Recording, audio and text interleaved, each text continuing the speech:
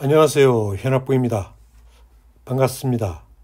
오늘은 데이웍에 대해서 설명을 드리도록 하겠습니다. 오늘 설명드릴 내용은 FDIC 계약 조건에 규정된 내용들입니다.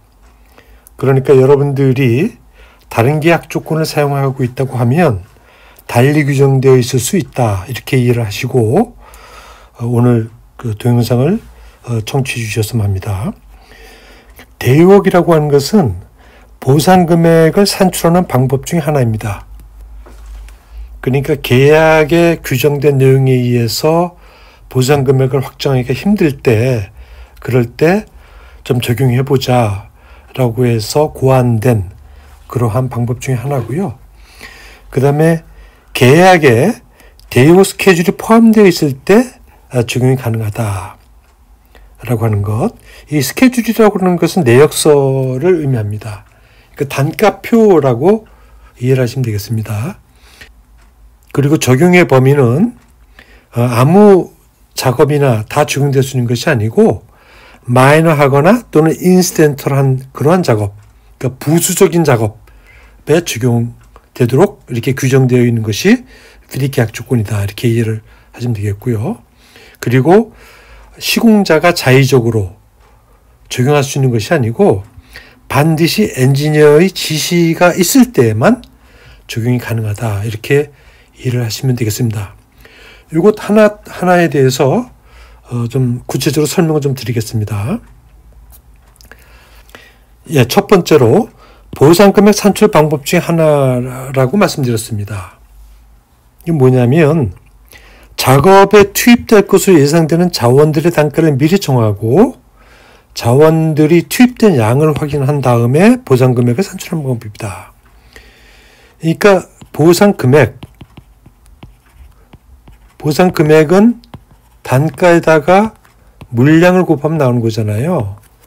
그런데 이 단가를 미리 확정해서 계약에 넣어놓자. 그러면 물량만 정하면 보상 금액이 나오지 않겠느냐.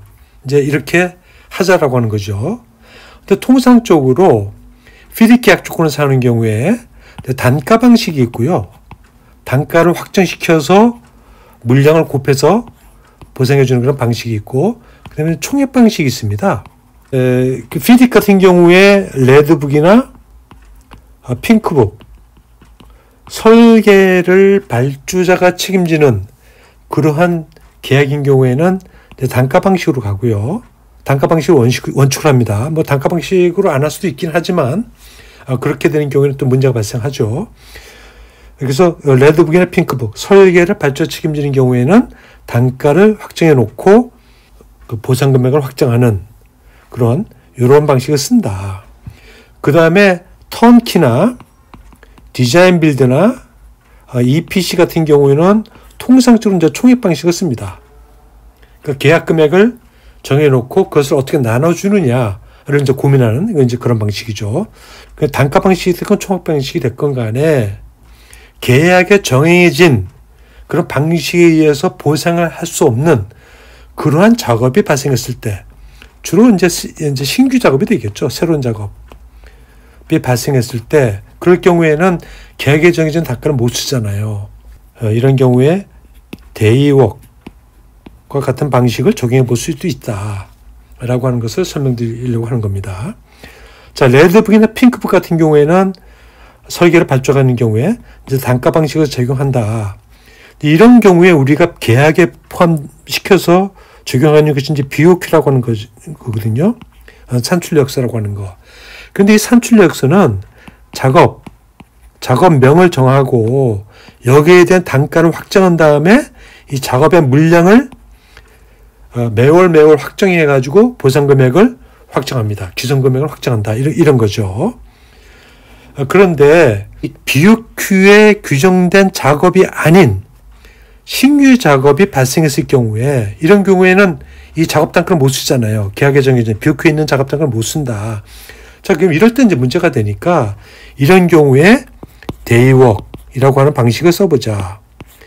이 데이웍이라고 하는 것은 자원들의 단가를 미리 정하는 겁니다.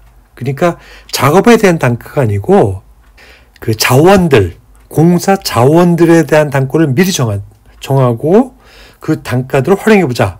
이런 겁니다. 공사비라고 하는 거는 공사 자원들이 발생시킨 비용이라고 할 수 있거든요. 그 자원이 뭐냐면 인건비죠. 사람. 그 다음에 자재비.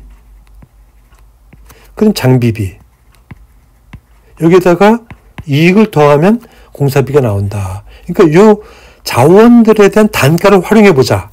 라고 하는 겁니다. 그러니까 인건비 단가를 만들어 놓고 단가를 계약에 포함시켜 놓고 자재비 단가를 계약에 포함시켜 놓고 장비비 단가를 계약에 포함시켜 놓고 그다음에 어떤 작업이 발생했을 때 그 작업에 투입된 사람의 투입 시간 그다음에 자재는 투입량 장비비는 뭐 투입 시간 이 양을 확정해서 곱해 주면 이제 공사비가 나오잖아요. 그러니까 이런 방식을 활용해 보자라고 하는 것이 대유옥입니다. 피딕은 이 신규 단가로 가는 것이 굉장히 어려우니까 이 원칙을 세우는 게 뭐냐면 계약에 적용될 수 있는 단가가 있으면 계약 단가를 적용하자. 그 다음에 계약 단가를 적용할 수 없을 경우에는 계약에 포함된 유사 단가를 활용해 보자. 그리고 안 되면 신규 단가를 가자. 근데 신규 단가를 가는데 이 신규 단가를 확정하기가 어려운 경우에 대유옥이라고 하는 것도 활용해 볼 수 있는 방법 중에 하나다. 이렇게 정하고 있는 겁니다.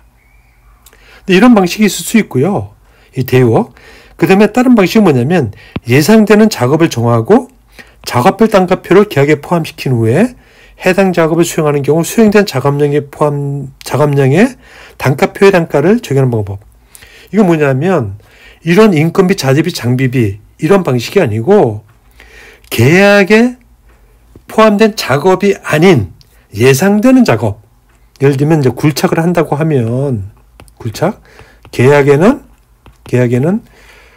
이제 보통 토사만 단가를 정해서 하고 있다. 그런데 예를 들면 보통 토사가 아니고 연약지반이 나왔다. 그러면 이제 보통 토사의 단가를 적용할 수 없잖아요. 그죠? 그런데 이 연약지반이 발생할 것 같다 예상이 된다고 하면 이 연약지반의 단가를 별도로 단가표를 만드는 거예요. 단가표. 이거 물량이 없죠. 단가표만 만들어 놓고 만약에 연약지반이 발생하게 되면 이 단가표를 활용해 보는 그런 방법도 활용해 볼 수 있다. 이런 이야기입니다. 어쨌든 간에 대유옥이라고 하는 것은 보상금액 산출 방법 중에 하나로 고안된 그러한 방식이다. 보상 방식이다. 이렇게 이해를 하시면 되겠습니다. 그리고 계약에 대여 스케줄이 포함되는 경우에 적용 가능하다라고 하는 것은 뭐냐면 이 스케줄이라고 하는 것이 피딕의 경우에는 어떻게 규정되어 있냐면 정의되어 있냐면 단가나 수치 등이 포함된 문서를 이야기합니다. 그러니까 이렇게 정의가 되어 있어요. 그래서 이것을 저는 내역서라고 번역을 합니다. 아까 말씀드렸지만 그냥 단가표다. 단가표. 이렇게 이해를 하시면 좀 쉬울 것 같아요. 그렇기 때문에 피딕을 사용하는 경우에는 이 스케줄을 공정계획표라고 이해를 하시면 안 됩니다. 이건 단가표예요. 내역서. 이렇게 이해를 하셔야 되고요. 그럼 피딕을 사용하는 경우에 공정계획표는 뭐라고 해야 되는 거냐? 프로그램이라고 하는 용어를 사용하고 있습니다. 그러니까 스케줄하고 프로그램은 다르게 정의되어 있다라고 하는 것이고 스케줄은 내역서를 의미한다. 그리고 대역에 적용될 수 있는 내역서를 우리는 대역 스케줄이라고 한다. 단가표다.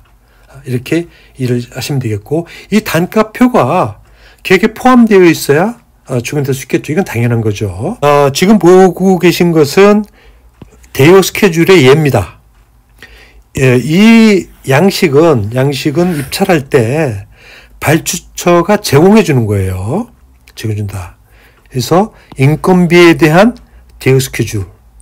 그러니까 어떤 공사가 있다고 하게 되면 거기에 투입될 것으로 예상되는 직종들은 다 우리가 예상해 볼 수 있잖아요.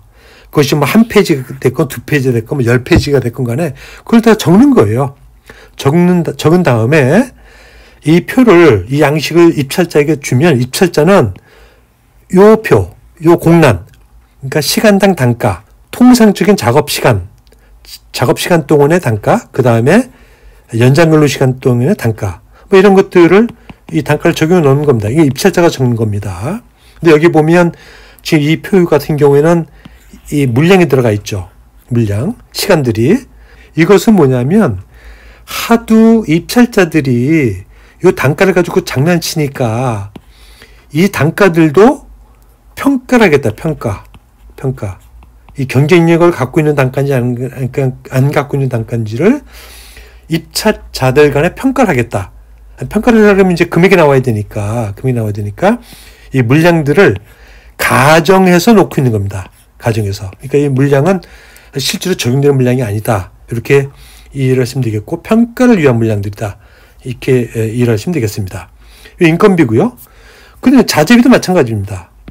자재비들도 이렇게 그 공사에 투입될 것으로 예상되는 그런 자재 항목들을 이렇게 나열을 해놓고 거기에 대한 단가를 입찰자들이 쓰게끔 이렇게 하고 있습니다. 장비비 마찬가지입니다. 투입이 예상되는 장비비를 이렇게 나열해 놓고 단가를 적게끔 하는 그러한 방식을 쓰고 있다. 그것을 이 단가표들을 우리는 대역 스케줄이라고 한다. 그러니까 이 단가표가 있어야 대역이 적용될 수 있다. 이건 굉장히 상식적인 얘기죠. 네. 그 다음에 대역의 단가를 작성하는 기준들을 입찰 시에 이렇게 정해서 주는데요. 우리가 이해해야 될 것은 뭐냐면 그 오버헤드하고 프라핏이 그 각각의 단가에 포함될 수 있도록 하는 것이 통상적인 경우입니다. 그렇게 함으로써 그 자재비나 인건비나 장비비 그 단가들이 적용되면 별도로 간접비나 그 다음에 이익을 고려하지 않아도 되도록끔 이렇게 하고 있다. 이거 통상적인 경우 이렇게 하고 있다. 이렇게 해야 또 다른 분쟁이 발생하지 않을 수 있겠죠. 그래서 통상적으로 간접비와 이익이 단가에 포함되도록 이렇게 하고 있다. 이렇게 이해하시면 되겠습니다. 그 다음에 적용의 범위는 부수적인 작업에 적용하도록 하겠다. 이거는 뭐 계약마다 다르게 할 수 있는데요. 만약에 어떤 공사라도 이 대역이 적용될 수 있다라고 규정되어 있다고 하게 되면 그 리스크가 발생할 수 있습니다. 왜냐하면 공사의 규모가 커지고 하게 되면 공사의 구성 항목들의 내용이 달라질 수가 있어요. 그렇게 됨으로 인해서 발생한 리스크가 있을 수 있거든요.